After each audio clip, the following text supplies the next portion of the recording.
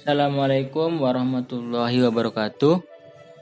Pada kali ini saya akan menjelaskan bagaimana cara melakukan uji multikolinearitas. Sebelum kita praktek dalam program SPSS, saya jelaskan terlebih dahulu bahwa uji multikolinearitas merupakan salah satu dari uji asumsi klasik.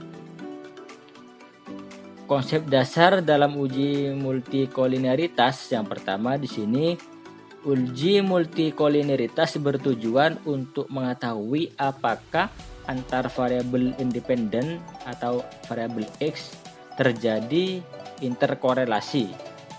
Yang kedua, model regresi yang baik ditandai dengan tidak adanya interkorelasi antar variabel independen. Artinya tidak adanya korelasi antar variabel X. Yang ketiga, jika terjadi gejala multikolinearitas akan mengakibatkan menurunnya nilai pengaruh terhadap variabel dependen. Yang keempat, jika terjadi gejala multikolinearitas, maka koefisien regresi tidak lagi menunjukkan pengaruh murni dari variabel independen. Lanjut ke poin B, untuk mendeteksi adanya gejala multikolinearitas di sini ada 3. Yang pertama dengan melihat nilai korelasi antar variabel independen. Yang kedua dengan melihat nilai condition index. Yang ketiga dengan melihat nilai toleransi dan varian inflating factor atau VIF. Pada kali ini saya akan menjelaskan bagaimana cara melakukan uji multikolinearitas dengan toleransi dan VIF. Dasar pengambilan keputusan dalam uji multikolinearitas dengan toleransi dan VIF. Yang pertama, dengan melihat nilai toleransinya. Di sini, jika nilai toleransinya di sini lebih dari 0,1, maka dapat disimpulkan bahwa data tidak mengalami multikolinearitas. Artinya nanti setelah ini boleh langsung dilakukan analisis regresi. Sebaliknya, jika nilai toleransinya di sini kurang dari 0,1, maka data mengalami multikolinearitas, artinya tidak bisa lanjut dalam uji regresi. Atau kita lihat di nilai VIF. Jika nilai VIF-nya kurang dari 10, maka data tidak mengalami multikol. Sebaliknya, jika nilai VIF lebih dari 10, maka data mengalami multikolinearitas. Jika di sini dalam nilai toleransi kesimpulannya tidak mengalami multikol, maka saat melihat nilai VIF juga kesimpulannya tidak mengalami multikol. Karena di sini adalah satu data dan satu analisis. Lanjut kita ke contoh kasus dalam uji multikol. Di sini saya punya variabel independen 4, yaitu benih, pupuk, pestisida, dan tenaga kerja. Sedangkan variabel dependennya adalah produksi. Ini adalah data dari variabel dependen dan independen. Ini adalah data hasil dari wawancara sebanyak 63 responden. Langkah pertama kita copy saja datanya.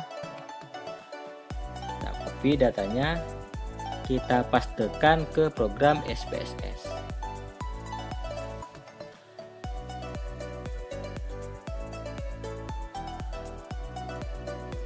Masih nunggu ya. Kita pastekan. Kemudian kita ubah nama variabelnya sesuai dengan di data, yaitu benih, pupuk, pestisida, tenaga kerja, dan produksi. Kita balik ke data view, maka nama datanya sudah berubah sesuai dengan data di Excel. Selanjutnya kita melakukan uji multikoliniaritas. Yaitu caranya analyze, kemudian kita pilih regresi, pilih linear, kita masukkan produksi ke tabel di kolom dependen.